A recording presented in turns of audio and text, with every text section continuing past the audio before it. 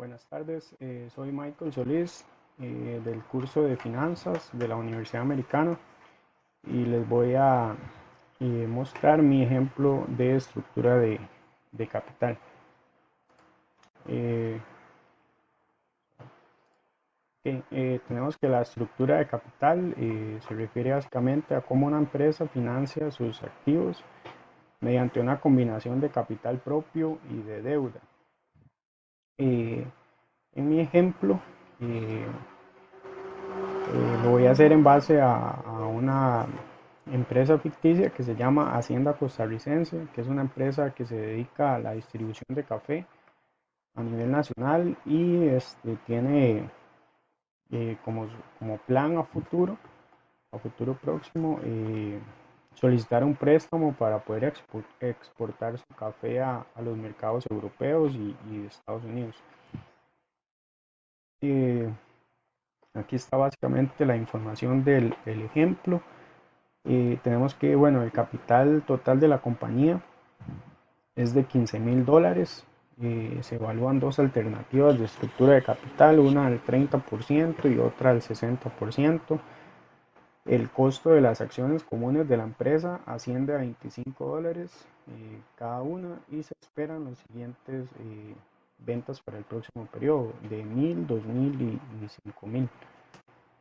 Los costos fijos son de $150 y los costos variables sería un 25% de las ventas. La tasa de impuesto a la renta es del 30%. Entonces, lo que vamos a buscar es calcular las estructuras de cada UPA, de la utilidad por acción. Entonces, en la tabla de análisis, eh, bueno, tenemos aquí en la razón de la deuda el porcentaje que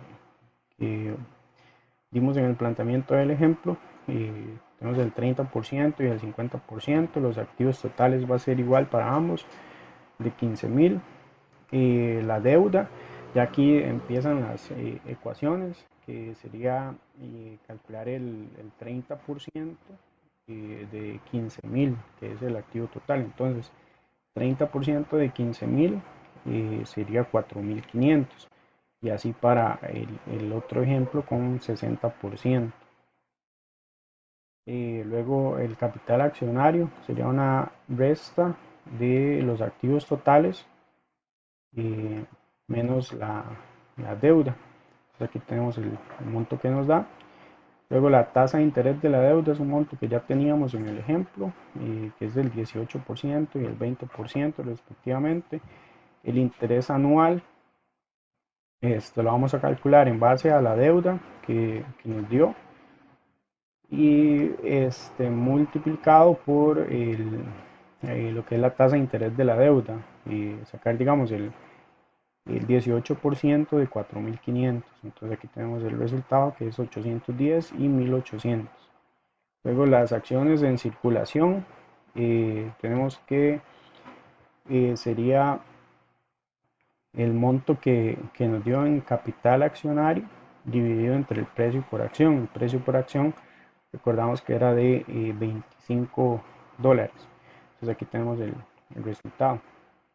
Luego ya haciendo la tabla de análisis, pasamos a lo que es la resolución del ejemplo. Entonces, este, por ejemplo, aquí vamos a tomar este como ejemplo, eh, con las ventas en 2,000, en razón de deuda del 30%. Entonces tenemos que el costo variable iba a ser el 25% de las ventas, aquí ya 500, y el costo fijo era un monto que ya teníamos, que es 150. Entonces la utilidad antes de impuestos sería restarle a las ventas el costo variable y el costo fijo. El interés anual también es un monto que ya teníamos en la tabla de análisis, que sería 810 para este periodo. Y la utilidad neta antes de impuestos es una resta de la utilidad antes de impuestos menos el interés anual. Luego los impuestos, que recordamos que era el 30%, entonces sacamos el 30% de la utilidad neta antes de impuestos. entonces nos da 162. Luego tenemos la utilidad neta después de impuestos, que sería restarle a la utilidad neta antes de impuestos los impuestos. Entonces nos da 378. Perdón. Eh, Luego las acciones en circulación, que ya lo teníamos en la tabla de análisis, que es 450 para este periodo.